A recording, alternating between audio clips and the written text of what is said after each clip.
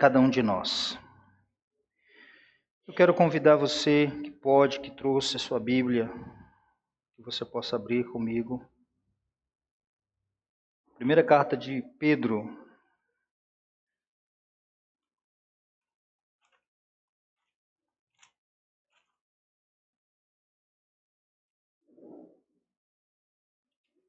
Capítulo 1.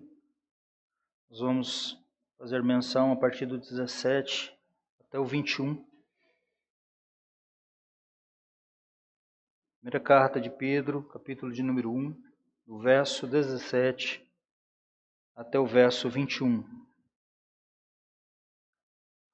Que diz assim: uma vez que vocês chamam Pai aquele que julga imparcialmente as obras de cada um, portem-se com temor durante a jornada terrena de vocês.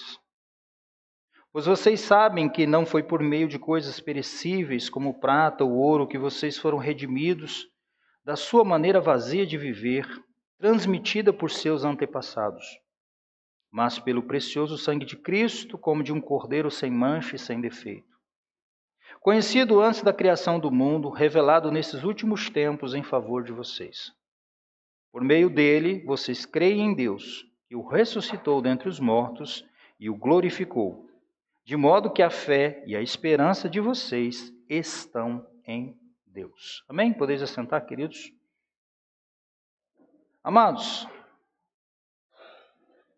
na nossa última exposição, nessa missiva, nessa carta, nós aprendemos sobre as implicações da nossa salvação. Pedro deixa muito claro, né? E ele escreve a salvos, ele escreve a igreja.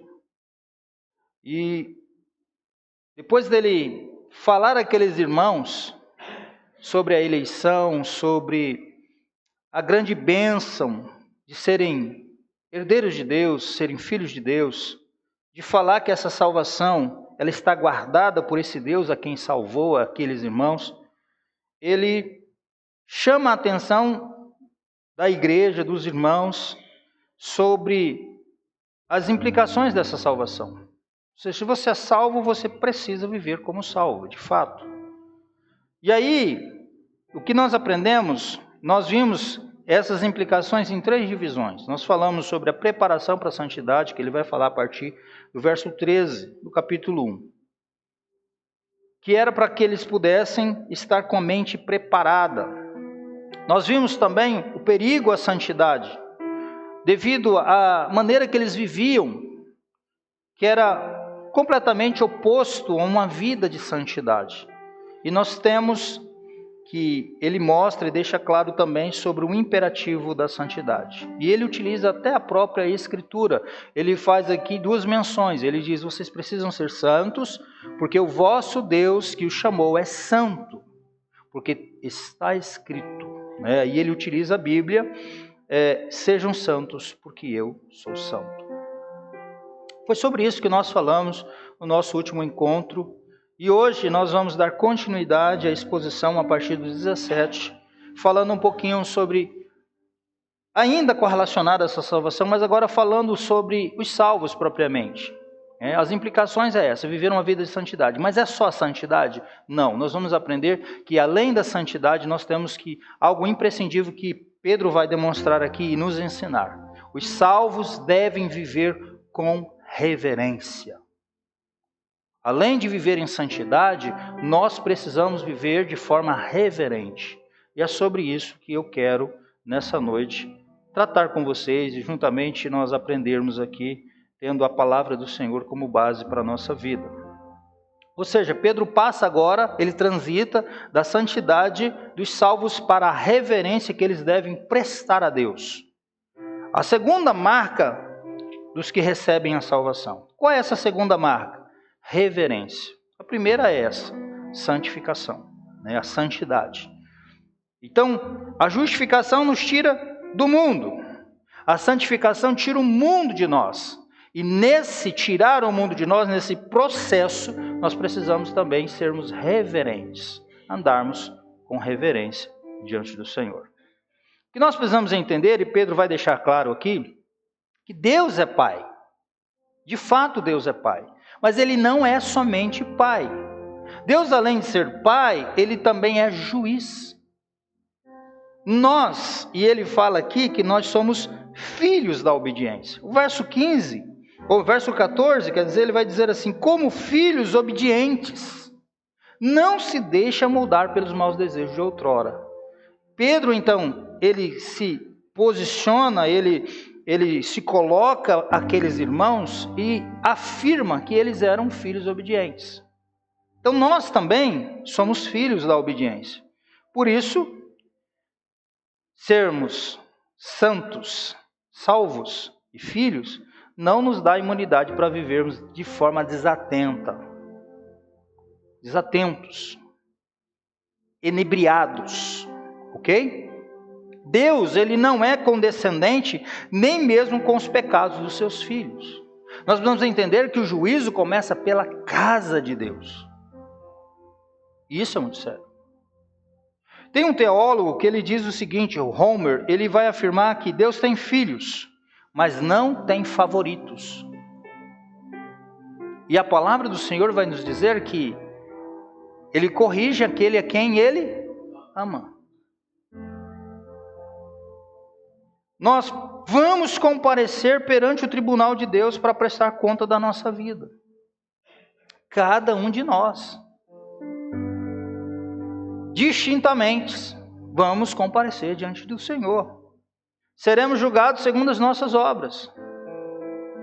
Então percebam, queridos, que é importante nós prestarmos atenção para essa segunda marca dos salvos, que é a reverência. Certo? Porque intimidade não anula a responsabilidade. Por mais que nós nos tornamos íntimos do Senhor através dos meios de graça, mais responsáveis nos tornamos. E o mesmo Deus que firmou comigo e com você, conosco, com a igreja, essa relação tão íntima, é também o juiz, o Deus julgador da história. Então, por que então o salvo deve viver em reverência? Por 3 razões que o texto nos ensina. E a primeira dela é o julgamento de Deus. O verso 17 é muito claro, ele diz: uma vez que vocês chamam Pai aquele que julga imparcialmente as obras de cada um. Então a primeira razão que nós temos aqui para nós vivermos uma vida com reverência é o julgamento de Deus. E nós temos algumas verdades importantes aqui. E a primeira delas é o juiz. Quem é o juiz que julga? O Deus que julga é o mesmo a quem nós invocamos como Pai. Como eu disse na introdução, Ele é o Pai, mas Ele não deixa de ser o juiz, o julgador, o justo juiz. E não há incompatibilidade entre a paternidade divina e a justiça divina. O fato de nós chamarmos Deus de Pai não nos dá o direito de nos amoldarmos às paixões mundanas. Muitos dizem, Deus é meu Pai, eu sou filho de Deus, mas vive igual um filho de outra coisa, menos filho de Deus.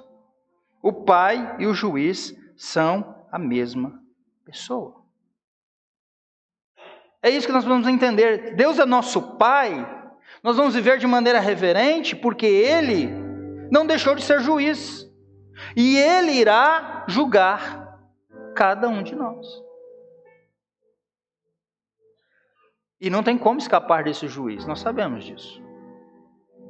Deus não faz acepção de pessoas e nem aceita suborno, diz Deuteronômio 10:17. Romanos 2:11 vai dizer, porque para com Deus não há acepção de pessoas. Warren Wiersbe, ele diz o seguinte, anos de obediência não compram 1 hora de desobediência. Nós precisamos entender que Deus irá julgar, e esse juiz ele é justo, certo? E o mesmo que nós chamamos de Pai. É isso que ele está dizendo, uma vez que vocês chamam Pai, aquele que julga imparcialmente as obras de cada um. Vocês têm que portar-se com reverência. Nós temos também aqui uma outra verdade além da pessoa que irá julgar, é o caráter desse juiz. O seu julgamento é imparcial. Os juízes que nós conhecemos, terrenos, muitas das vezes eles são parciais. Eles aceitam suborno. Eles legislam em causa própria. Mas o caráter desse juiz, que Pedro apresenta àqueles irmãos, é que o julgamento dele é imparcial. Ele julga homens e mulheres, grandes e pequenos, doutores e iletrados, com o mesmo critério de justiça. Mesmo critério. Ele não usa critérios diferentes, mas o mesmo critério. Deus não mostra favor por ninguém, seja rico ou pobre. Para ele não tem diferença. Judeu, gentil, escravo ou senhor. Esse é o caráter do juiz. Imparcialidade. Nós temos o critério do julgamento. Como é que é? Qual o critério para ele nos julgar? O critério é que ele vai julgar cada um segundo as suas obras.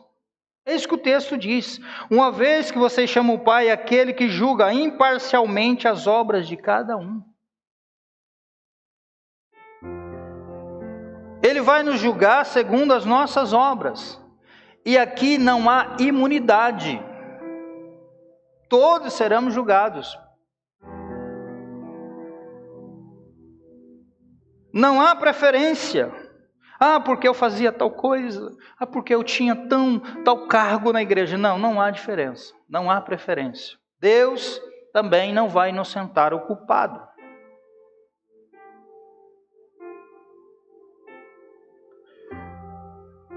E esse julgamento de Deus já começa aqui.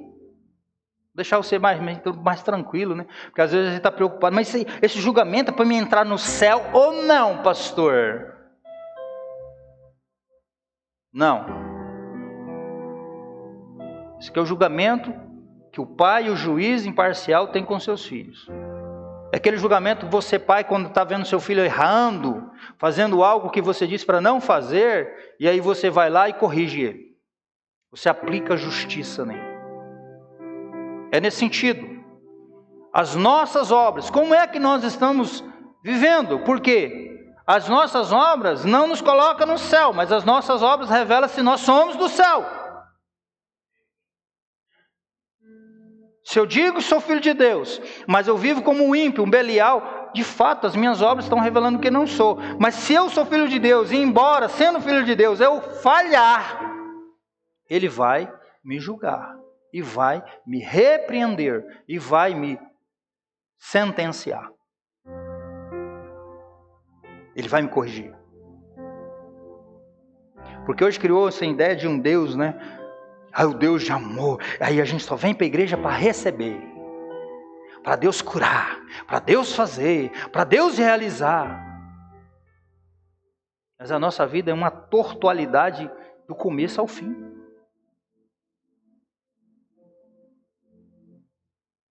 E não é assim que a Bíblia apresenta esse Deus. Esse Deus é santo. E se nós somos seus filhos, nós temos que ser santo. E nós temos que reverenciá-lo, respeitá-lo. Embora nós não o vemos aqui com os nossos olhos, Ele está aqui. Abacuque, quando ele sobe na torre de vigia, quando ele tem experiência com Deus, ele diz assim: cale-se diante dele toda a terra, porque Deus entrou no seu santo templo. E não era nem o templo assim, era o cosmo. E ele diz: porque Deus está aqui, cale-se diante dele todos. Reverência. E não é só aqui, é reverência com a nossa vida, com o nosso culto, com a nossa entrega, com a nossa adoração. O critério do julgamento é esse. As implicações do julgamento é que nós, tendo em vista que seremos julgados, nós precisamos portar com temor durante a nossa peregrinação. Não é só por um período, é todo o tempo. Em todo o tempo que nós estamos aqui, ele diz: vocês precisam se portar com temor durante a jornada terrena de vocês. Já morreu, meu filho? Não, então não pode deixar, não pode ficar relapso, não pode descuidar da sua vida. É isso que a palavra do Senhor está nos ensinando. Porque hora ou outra parece que a gente dá uma descuidada, a gente dá uma titubeada, né? Não, a palavra está chamando a atenção, porque esse Deus que chamamos de Pai é justo juiz, Ele julga imparcialmente as obras de cada um, e aí nós temos que nos manter com temor durante toda a nossa jornada, enquanto estivermos aqui. É hoje, amanhã, depois de amanhã, e assim até Jesus Cristo voltar.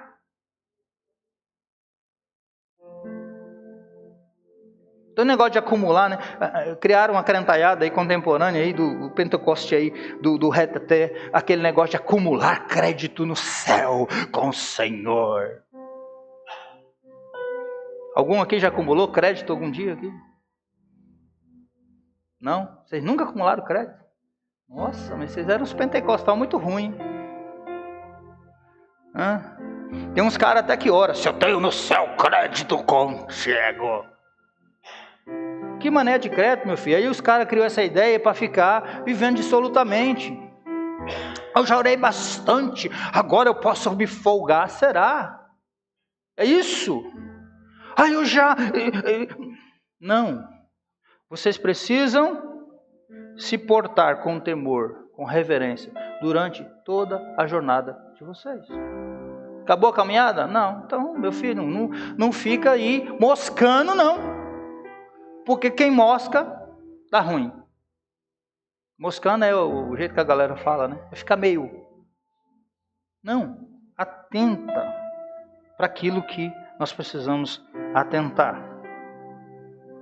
Temor aqui, queridos, não é aquele medo. Temor aqui é reverência. Sabe aquele respeito que a gente tem por alguém? Aquela reverência que nós temos. Às vezes por uma autoridade, por uma pessoa que nós admiramos. É isso. Temor aqui é reverência e respeito devidos a Deus. Eu não vou fazer tal coisa por respeito e reverência a Deus. Embora eu goste, embora eu queira fazer, e Ele vai me dar força para que eu não faça. E não é aqui uma sensação doentia de medo e castigo. Ele vai me corrigir, sim, mas tem pessoas que não é por reverência e temor, no sentido de respeito, de amor a Deus, mas com medo de ser lançado nos quintos dos infernos. Não serve. Não é esse temor que Pedro ensina aqui, e que João ensina, que Paulo ensina. O temor aqui é respeito. Olha, tudo que Pedro disse àqueles irmãos, tudo que ele falou, vocês são eleitos e peregrinos, vocês foram escolhidos de acordo com a presciência do pré-conhecimento de Deus. Olha, vocês foram agraciados com a misericórdia, e pela misericórdia Ele regenerou a vida de vocês. Vocês agora são filhos de Deus. Vocês foram regenerados para uma esperança viva. A salvação Deus está guardando. Aí agora Ele vem dizendo, vocês têm que ser santos, e vocês agora precisam dar com reverência. Sabe o que isso nos ensina? Isso nos ensina o seguinte: por causa de tudo aquilo que Deus fez em Cristo Jesus, em nosso lugar, nós temos que ter esse temor por respeito e reverência, e acima de tudo, por amor. É isso que Paulo vai dizer, ou melhor, o João vai dizer, na sua primeira carta, ele diz, no amor não há medo. Ao contrário, o perfeito amor expulsa o medo, porque o medo supõe castigo. Aquele que tem medo não está aperfeiçoado no amor. Quando nós amamos o Senhor, nós o reverenciamos, nós o respeitamos. Nós então fazemos o quê? Nós damos honra ao Senhor, reverência, respeito a quem o Senhor merece. Porque nós o amamos, porque nós reconhecemos tudo aquilo que Ele fez conosco.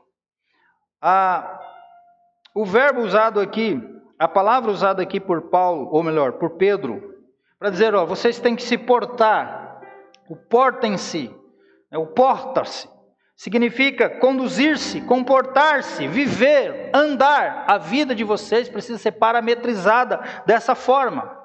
Vocês precisam viver com temor, com respeito, com reverência a esse Deus maravilhoso.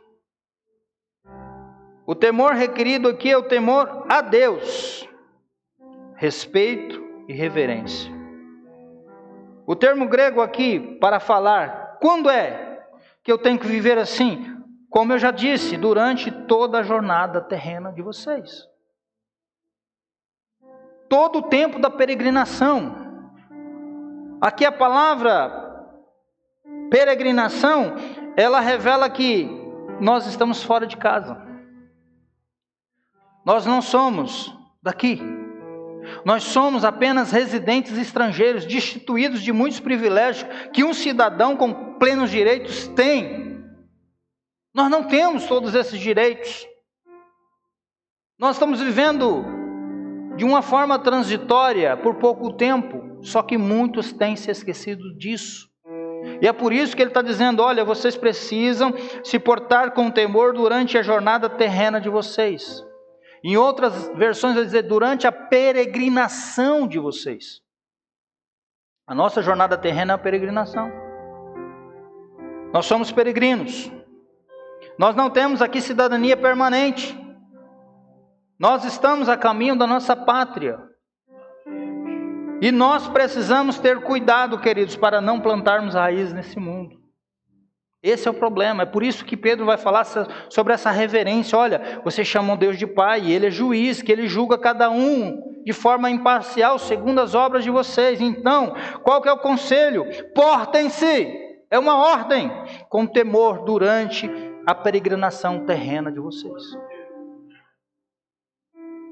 Portem-se com temor. Além do julgamento de Deus, por que nós temos que viver com reverência? Além do julgamento de Deus, nós temos a redenção de Cristo, que é o que ele vai apresentar nos versos seguintes. Ele fala sobre isso, aí ele começa a dizer, pois vocês sabem que não foi por meio de coisas perecíveis, como prata ou ouro, que vocês foram redimidos da sua maneira vazia de viver, ou da vossa vã maneira de viver. Então ele mostra aqui a redenção de Jesus. A redenção efetuada por Jesus. Redenção é o mesmo que resgate, nesse contexto que Pedro trabalha. E o que é isso? Um resgate, uma redenção. É o preço pago para libertar um escravo. Ou, em um sentido mais amplo, mais genérico, é libertar. Isso é redenção, isso é redimir, isso é resgatar. E nós temos aqui algumas verdades para nos destacarmos. Primeira coisa, a redenção em Cristo. Qual o preço desse resgate? Pedro vai falar sobre o preço da redenção e ele começa apresentando a primeira coisa, a forma negativa, e depois ele vai apresentar a forma positiva. E ele começa negativamente dizendo o seguinte: não fomos resgatados mediante as coisas corruptíveis. E aí ele coloca, ele exemplifica como prata e ouro. Prata e ouro eram os mais importantes meios de pagamento da época. Então Pedro está dizendo, olha, primeiro que nós temos, vocês chamam Pai aquele que julga imparcialmente as obras de cada um. Portem-se com temor durante toda a peregrinação de vocês, pois vocês sabem, vocês já aprenderam, vocês já conhecem. Vocês sabem que não foi por meio de coisas perecíveis, como prata e ouro, que vocês foram redimidos, que vocês foram resgatados. O resgate de vocês, o preço que foi pago por vocês, não foi com ouro nem prata, não foi com coisas perecíveis. Embora esses metais aqui sejam nobres e duráveis, mas com o tempo eles desgastam, eles se corrompem. Por isso que ele está dizendo, não foi com coisas corruptíveis ou perecíveis que vocês foram redimidos ou resgatados. Esses metais aqui podem ser úteis no comércio, mas não são úteis para o nosso resgate. Não eram úteis para o resgate espiritual daqueles irmãos. Esses metais são insignificantes para nos libertar da antiga vida e nos possibilitar uma vida nova.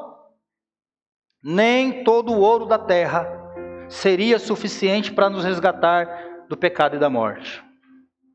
Nem todos os ouros de Ofir, se descobrisse as minas do rei Salomão, poderiam nos resgatar da morte e do nosso pecado.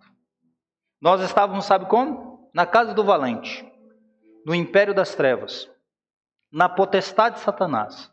Paulo, quando escreve à igreja de Colossos, ele diz que Cristo nos transportou do reino das trevas para o reino da maravilhosa luz de Cristo, de Deus.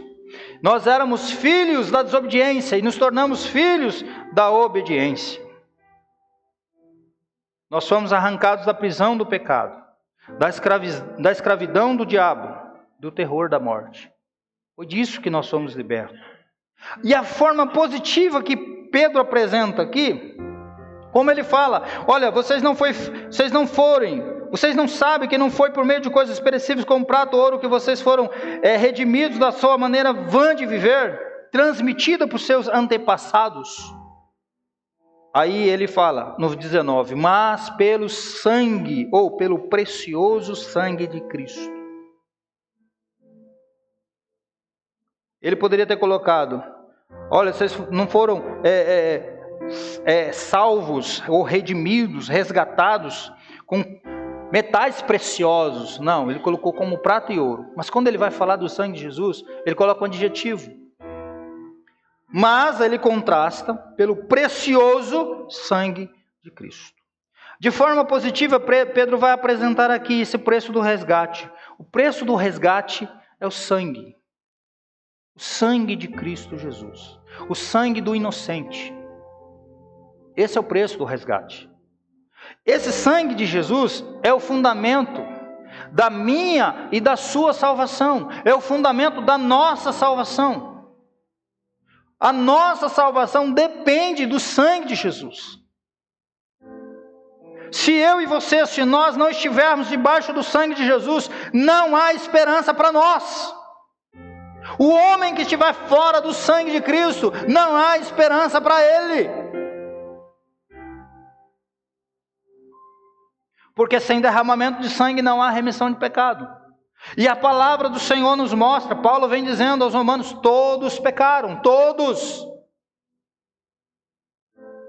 Judeu e gentil. Só tinha dois grupos, né? Só tem dois grupos, judeus e gentios. Nós somos gentios. Todos. Ninguém busca a Deus, nenhum sequer. Não é o justo. E eu disse nessa manhã aqui, nós falávamos sobre isso. Não há pessoas boas. Embora fazemos coisas boas. Não há pessoas inocentes. Embora nós acreditamos, né? A grande maioria da galera acredita nisso. Mas a Bíblia diz que não há. Você nem é bom e nem inocente. Nem um bebezinho que acabou de nascer. Que a gente fala anjinho, é um anjinho. Não é anjinho. É um corrupto, depravado, assim como eu e você. Que se não for o sangue de Jesus na vida dele, não há esperança para ele, assim como não há esperança para nenhum ser humano, se não estiver debaixo do sangue de Jesus. Aleluia. Oh, sangue precioso. O sangue inocente. A nossa salvação depende do sangue. Porque as minhas obras e nem as suas, elas não são suficientes para nos levar ao céu. Não é pelas nossas obras que nós vamos chegar ao céu.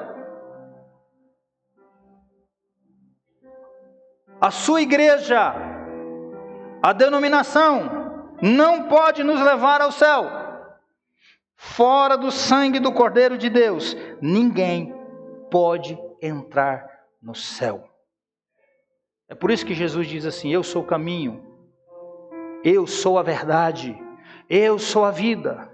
Ninguém vai ao Pai a não ser por mim.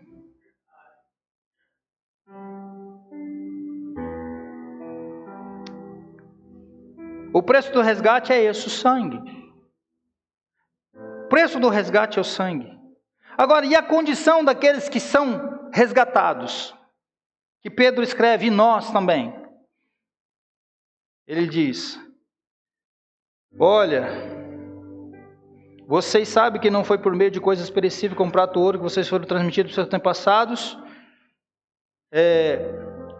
Vocês foram redimidos da sua vã maneira de viver. Verso 18. Nós fomos resgatados do quê? Da nossa vã maneira de viver. Do fútil procedimento que nos foi legado dos nossos pais. Daquilo que nós recebemos por herança.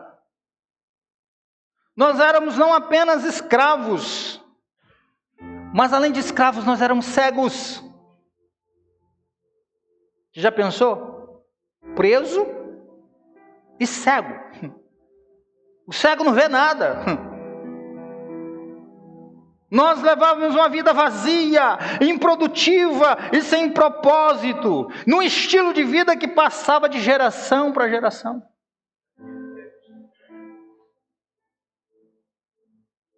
Hoje nós somos escravos da orelha furada, né? Escravos de Jesus. Continuamos escravos. Ninguém é livre, viu? A liberdade que nós recebemos é a liberdade do pecado. Preste atenção nisso que eu estou falando aqui para você. Se você é filho de Deus, preste muita atenção. Se você é igreja, preste muita atenção no que eu vou dizer. Ninguém é livre. Nenhum homem é livre. Ou ele é escravo do pecado e de Satanás, ou ele é escravo de Jesus. Ou ele é escravo das suas vontades, seus desejos, ou ele é escravo da vontade de Deus. Agora, a boa notícia é que hoje nós somos escravos da orelha furada. Nós temos um dono, nós temos um Lorde, nós temos um Senhor. E nós vivemos para agradar a vontade desse Senhor. Só que a boa notícia é que nós agora vemos. Nós não andamos tateando mais no escuro. Você já pensou, além de cego, tatear no escuro, na escuridão? Hoje nós temos luz, nós temos clareza, iluminação, nós agora vemos. Porém, escravos de Cristo, mas vemos, nós enxergamos. Então a condição era essa, uma vida de fútil procedimento, que inclui a vaidade e ilusão sem sentido, aquilo que constrói um mundo de aparências em oposição à realidade. Por isso significa o falso, sem sentido e despropositado que se perpetua de geração em geração. A pessoa sem Cristo, mesmo acumulada de bens, ela é vazia. Existe um vazio na alma que nada pode preencher, que um parceiro não pode preencher, que alucinógenos não pode preencher, que o álcool não pode preencher, que o sexo não preenche.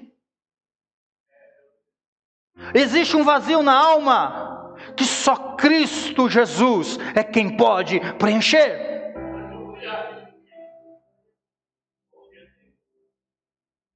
Por isso que a pessoa sem Cristo, mesmo cheia de riquezas, de bens, de status, de posição, ela é vazia. Não tem razão pela qual ela possa viver ou morrer.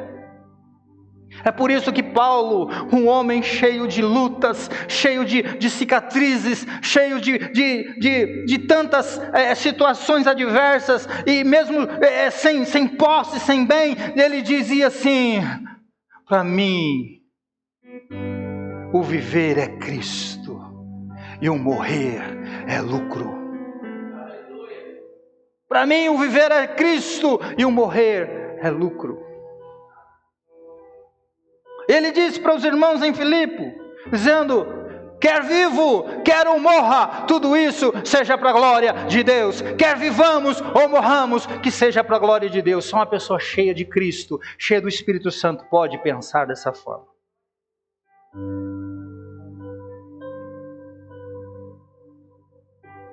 E refletindo sobre isso, sobre essa condição do homem antes da redenção, Müller, ele vai dizer o seguinte: o homem, afastando-se de Deus, chegou a se tornar escravizado pelo pecado e pelas forças do mal, não tendo capacidade em si próprio para resistir a essa dominação interna e externa. Isso é o que, basicamente, desencadeia todo o processo de injustiça, de dominação e opressão que caracteriza a sociedade. É isso que nós vemos na sociedade. E nós, como igreja, temos que ser diferentes. Por isso que Pedro chama a atenção daqueles irmãos. Vocês têm que viver uma vida de reverência. Porque Deus é quem julga, Deus é Pai, mas Ele é juiz. E entenda uma coisa, por causa do preço que foi pago por vocês. Não foi uma coisa assim banal, não foi com ouro. Você já pensou, ouro já está difícil para a gente? Alguém tem ouro aí?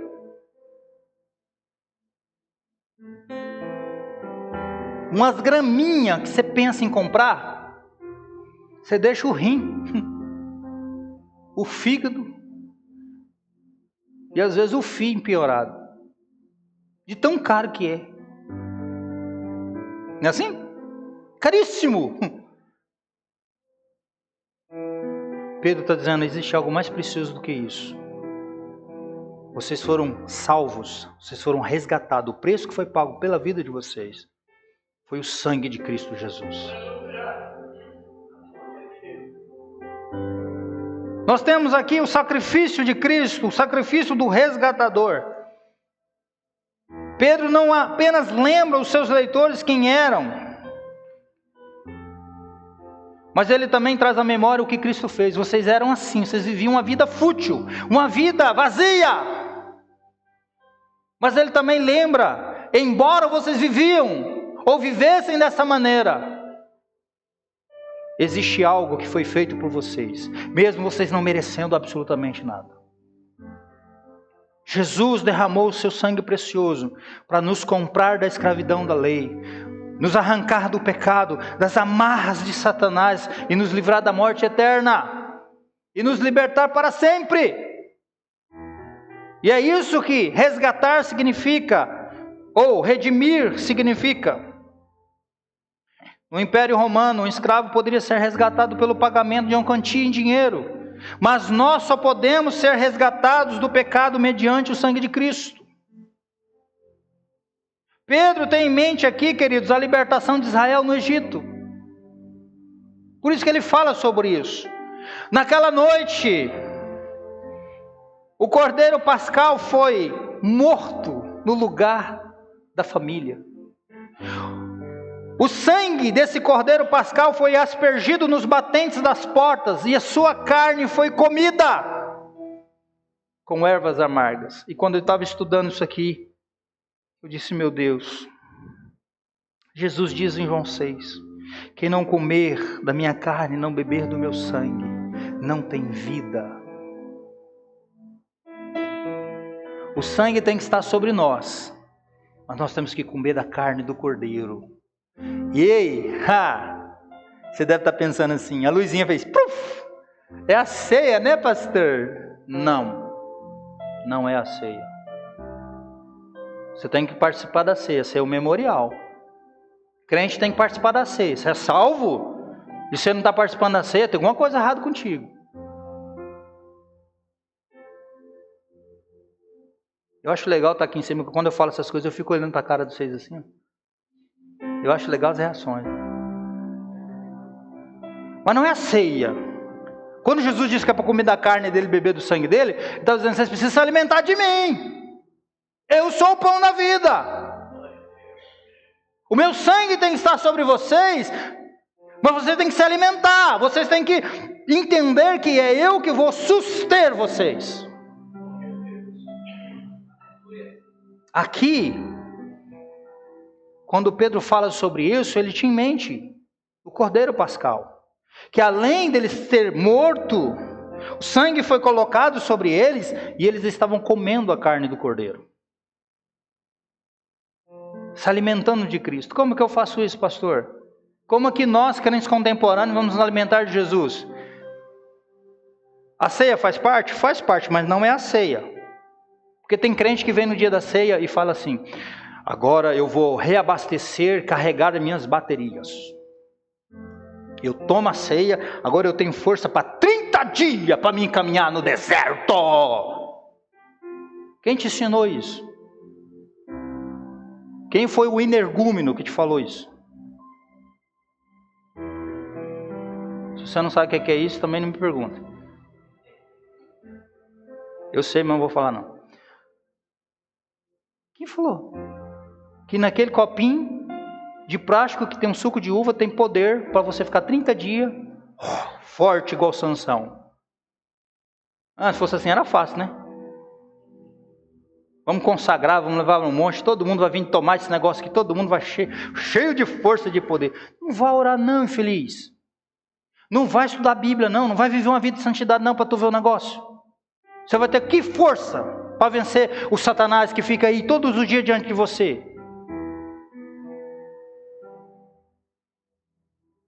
Como é que eu me alimento de Cristo? Está aqui, ó.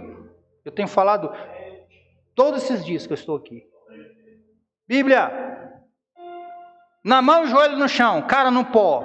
Senhor, tem misericórdia de mim. Senhor, o passarinho está voando aqui, Senhor. Me ajuda a não deixar ele fazer ninho, Senhor. Me ajuda a fugir das paixões. Senhor, me dê vitória, Senhor. Me ajuda a ser um crente de fato. Que as pessoas possam olhar. Que as pessoas possam ver Cristo na minha vida. Me transforme a cada dia. Senhor, eu quero, Senhor. E a palavra de Deus. Se alimentar. Comer o cordeiro. O Senhor diz que a minha palavra é alimento, é espírito e vida. Nós só vamos ter força, sustância, como diz o pessoal, e sustância. A gente gosta da comida de sustância. Querido, nós temos que parar de beber mamadeira, leitinho.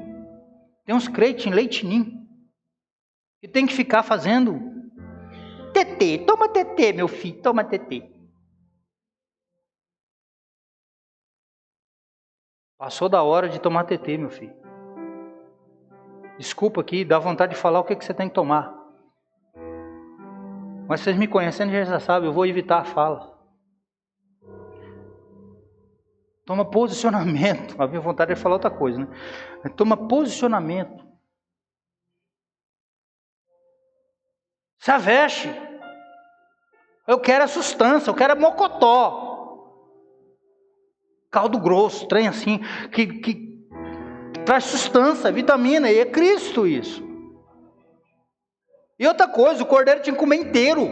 Tem gente comendo só o filé mignon. Eu quero só o pernil. Ô meu filho, você tem que comer pescoço. Você tem que comer fissura. A ordem era, come o cordeiro por inteiro. Jesus não pode ser só aquilo que nós queremos dele, não. Eu gosto disso de Jesus. Oh, meu Deus. Erva amarga junto ainda. Era o cordeiro com erva amarga. Você já comeu alguma coisa com trem amargo assim? Às vezes a gente só quer partes, aquilo que nos afaga, não, o cordeiro é inteiro, meu filho.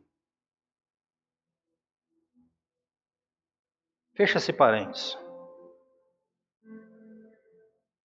William Barclay, ele observa que a figura do Cordeiro Pascal contém dois pensamentos gêmeos aqui. O primeiro é ser emancipados da escravidão. E o segundo é ser libertados da morte. Olha que coisa legal.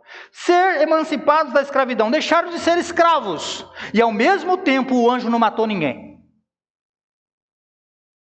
É isso que o Cordeiro Pascal fez. Homer, ele diz que no crucificado contemplamos o Cordeiro de Deus. Esse crucificado que quando ele chega diante de João, João coloca o seu dedo e aponta e diz, eis o Cordeiro de Deus, que leva o pecado do mundo. No crucificado contemplamos o Cordeiro de Deus, no qual não apenas se realizou a profecia messiânica de Isaías 53, mas também se cumpriu o significado profético do Cordeiro Pascal, bem como de todos os sacrifícios que foram oferecidos no templo de Jerusalém. Jesus, ele é ofertante à oferta. Jesus Ele é o sacerdote, o sacrifício. É o precioso sangue de Cristo que tem poder para libertar e transformar pessoas de tal maneira que a vida desses sejam de fato renovadas. O Cordeiro de Deus, Pedro diz aqui que não podia ter nenhuma mancha, nenhum defeito, nenhum pecado. Ao pretender colocar-se no lugar das pessoas, sacrificar-se por elas e redimi-las, ele tinha que ser perfeito. Unicamente Jesus atende essa condição. Nenhum de nós temos essa condição. Somente Cristo podia e pôde redimir a humanidade. O único puro e sem pecados, Cristo Jesus, o nosso Senhor. Ele se entregou por nós. Ele derramou seu precioso sangue. Fez tudo para nos resgatar para uma nova vida. Por que então não nos vamos nos portar com reverência? É isso que Pedro está dizendo. Ele fez tudo. Ele deu seu sangue. Ele deu sua vida. Morreu numa morte cruenta, truculenta, vitupérea. E agora vocês não querem se portar com reverência? Às vezes nós não temos reverência nem aqui. A gente está aqui, parece que a gente está na casa da mãe Joana. E ainda mais com a nossa vida. Crente, você é crente o tempo todo, de segunda a segunda. Vê alguma coisa, vaza, fuja. Eu tenho a minha consciência tranquila, diante do Todo-Poderoso, que você nunca vai poder chegar diante de Deus e dizer assim: eu nunca ouvi sobre isso. Eu não sabia.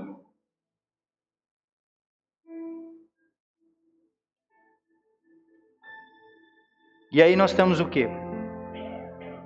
O plano eterno da redenção.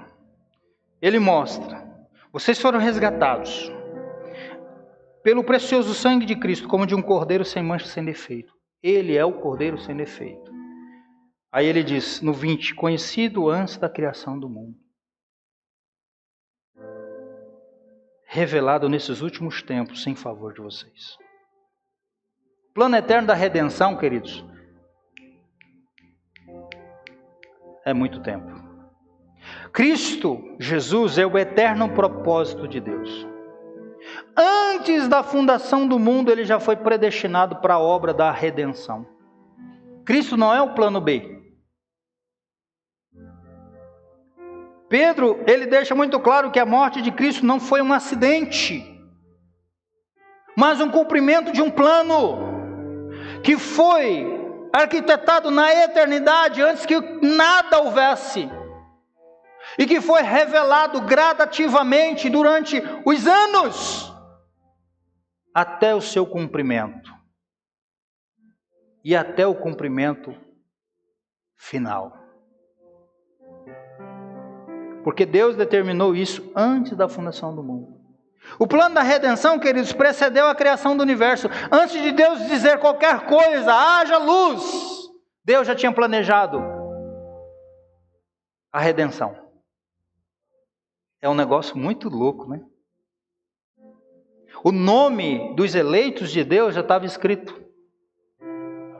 Deus já olhava para cá, para 2025, no dia 22 de junho, e via eu e você. Antes de lançar os fundamentos da terra. Sabe, isso é maravilhoso. É por isso que nós cantamos aqui: ao único que é digno de receber. Por isso que nós cantamos aqui: tu és soberano sobre a terra e o céu, tu és Senhor absoluto. Tudo que existe, tu conheces e sabes muito bem. Tu és tremendo. E esse louvor impactou porque dizia, apesar da glória que tem, a glória dele é tão grande que os anjos, os serafins que estão diante dele o tempo todo, diz Isaías que com 2 asas eles voam, com 2 eles cobrem os pés. E eles dizem o seguinte: Santo, Santo, Santo é o Senhor dos exércitos, toda a terra está cheia da sua glória. E apesar da glória que tens, tu te importas comigo também. Será que nós vamos demorar para entender isso, queridos? Que nós não merecemos nada, absolutamente nada.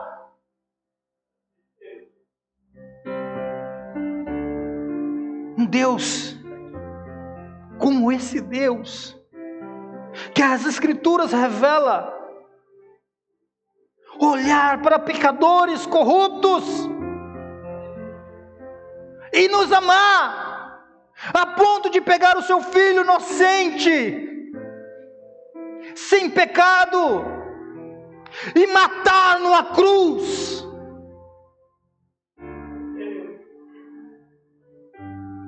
Para que nós pudéssemos ser aceitos, para que nós pudéssemos nos tornar filhos e herdeiros e troféus da graça de Deus. Quando é que ele pensou nisso? Antes da fundação do mundo. Antes de qualquer coisa existir.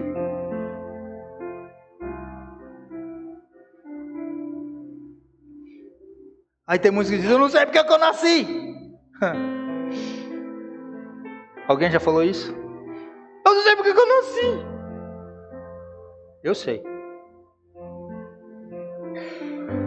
Você nasceu para a glória de Deus. Você vive para a glória de Deus.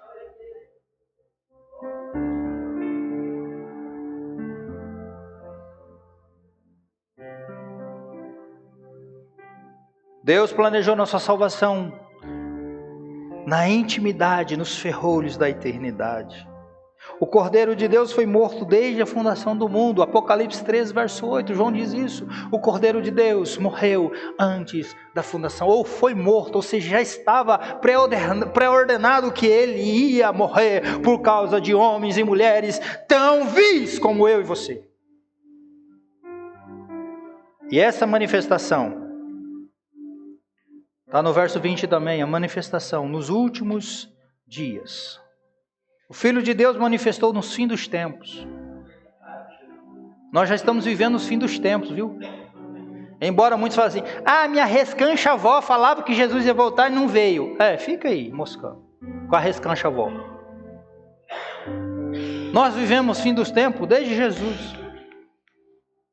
Pedro, quando ele vai falar do Espírito Santo, ele vai se referir à profecia de Joel, ele diz assim, e diz o Senhor, nos últimos dias, eu derramarei do meu Espírito. Os últimos dias já foi inaugurado com Cristo, com o Espírito Santo, lá no século I. A manifestação desse plano, desse resgatador, manifestou-se no fim dos tempos. Ele inaugurou esse tempo do fim, na sua encarnação, e vai consumar esse tempo na sua segunda vinda. E digo mais, não vai demorar. Não vai demorar. O motivo da nossa redenção, queridos, ele veio porque nós não poderíamos fazer o que ele fez. Ele veio como substituto. Ele veio como aquele que veio realizar um sacrifício vicário, substitutivo. Cristo veio ao mundo como cordeiro substituto por amor a nós. Deus nos amou e não poupou o próprio Filho, como eu disse. Antes, por todos nós o entregou. Deus prova o seu amor por nós, pelo fato de ter Cristo morrido por nós, sendo ainda nós pecadores. É isso que Paulo vai dizer. Deus não amou a mim e a você por causa dos nossos méritos, porque nós não temos nenhum. Ele nos amou apesar dos nossos deméritos. Nós éramos fracos, ímpios, pecadores e inimigos de Deus.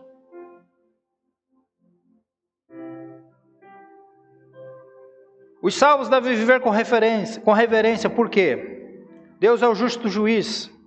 Por causa dessa redenção, o preço que foi pago, a redenção de Cristo. E para finalizar o verso 21, por causa da fé que nós temos em Deus. O 21 diz assim: por meio dele, por meio de Jesus, vocês creem em Deus, que o ressuscitou dentre os mortos e o glorificou. De modo que a fé e a esperança de vocês estão em Deus. Deus não é uma entidade, não é um ser abstrato e indefinido. Mas Deus é aquele que atua com poder na história, aquele que ressuscitou a Cristo dentre os mortos. Como diz aqui o verso 3 do capítulo 1, bendito seja o Pai, o Deus e Pai de nosso Senhor Jesus Cristo, conforme a sua misericórdia, que nos regenerou para a esperança viva por meio da ressurreição de Jesus. Ele deu glória a Cristo, conforme no verso 11, certo? Temos, por isso, motivos de sobra para depositarmos a nossa confiança em Deus. Porque Ele mostrou, olha, vocês precisam viver uma vida de temor, de reverência. Porque o Deus que é Pai de vocês julga. Ele é juiz, Ele é Pai, mas Ele é juiz. E também porque, olha, o preço da redenção. Por causa da redenção em Cristo. Vocês não foram comprados com qualquer coisa, viu, gente? Vocês não foram redimidos da vã maneira, da vida vazia de vocês, de qualquer coisa. Foi pelo precioso sangue de Jesus. E tem mais. Foi planejado isso antes da fundação do mundo. E agora, vocês podem crer em Deus. Por meio de Cristo Jesus. A fé em Deus vem por meio de Cristo. Deus o ressuscitou e lhe deu glória, confirmando e aprovando a sua obra redentora. Se Deus não houvesse ressuscitado Cristo, não teria sido aceito o sacrifício.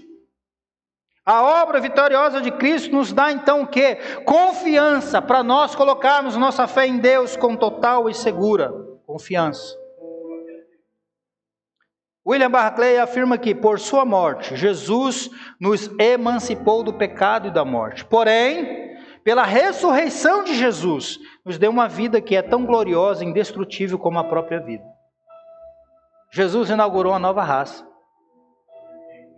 da qual nós seremos, da qual nós iremos nos parecer. E é por isso que ele diz, por meio de Cristo, vocês creem em Deus. Nós só cremos em Deus por causa de Cristo. É por meio dele que nós cremos em Deus. Nós temos essa fé em Deus. E aí ele vai falar o seguinte: olha, vocês creem em Deus que o ressuscitou dentre os mortos e também o glorificou, de modo que a fé e a esperança de vocês estão em Deus. O mesmo Deus que é Pai e juiz, a nossa fé, nós cremos em Deus por causa de Cristo. Que Ele ressuscitou e glorificou, ou seja, deu sobre Ele toda a autoridade e poder. Agora, Ele diz, de modo que a fé e a esperança que vocês têm estão em Deus. Deus prometeu e Ele vai cumprir. Nós precisamos crer nisso. Ou seja, nós temos e recebemos vida gloriosa, triunfante, através dessa ressurreição de Cristo. Nós podemos então ter fé e esperança em Deus. Tranquilizar o nosso coração. Viver uma vida com reverência por tudo aquilo que Ele fez e Ele está a fazer na minha e na sua vida. Amém, queridos? Que o Senhor continue nos abençoando. Se domingo eu estiver vivo e você também, e Jesus não tiver voltado, nós vamos continuar a partir do 22. Não perca, não deixe de vir.